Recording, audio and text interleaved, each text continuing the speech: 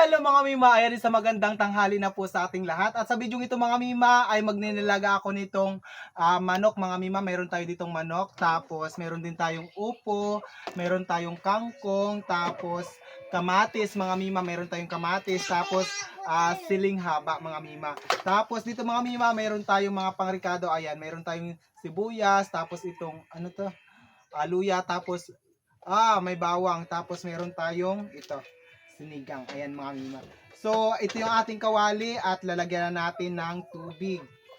No? Tubig muna. Ayan. Ilalagay ko na itong ating mga ricado. Ayan. Ilapitan nyo dito. Ayan. Ilalagay ko na agad ito ating. Ayan. Ayan. Tapos, itong ating. Oy! Yung manok. Yung ano. Yung pusa namin. Tapos, ilalagay na natin, sige na, ilalagay natin itong ating manok. Ayan, di ba? Tapos, lagyan natin ng asin. Tapos, ito pala yung ating takip. Ilalagay na natin dito. Takpan naman na natin. Tapos, atin na itong isa lang. Ayan.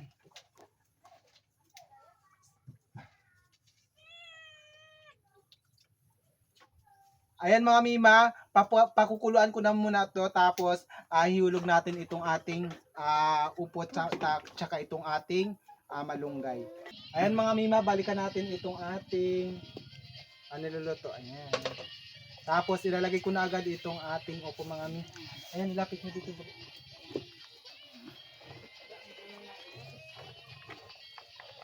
Ayan.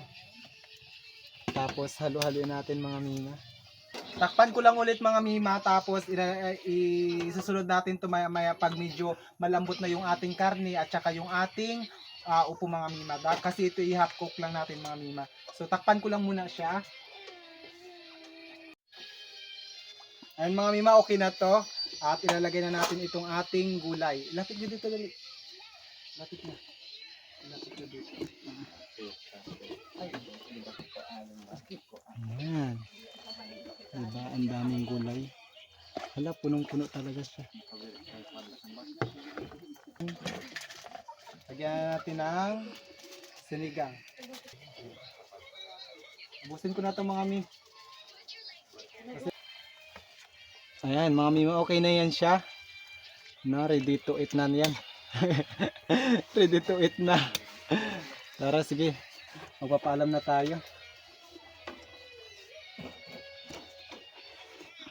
Ayan mga Mima, hanggang dito na lang yung aking mini vlog. Ayan, maraming salamat po sa inyong lahat. Ingat-ingat po tayo palagi and God bless us all. Bye-bye!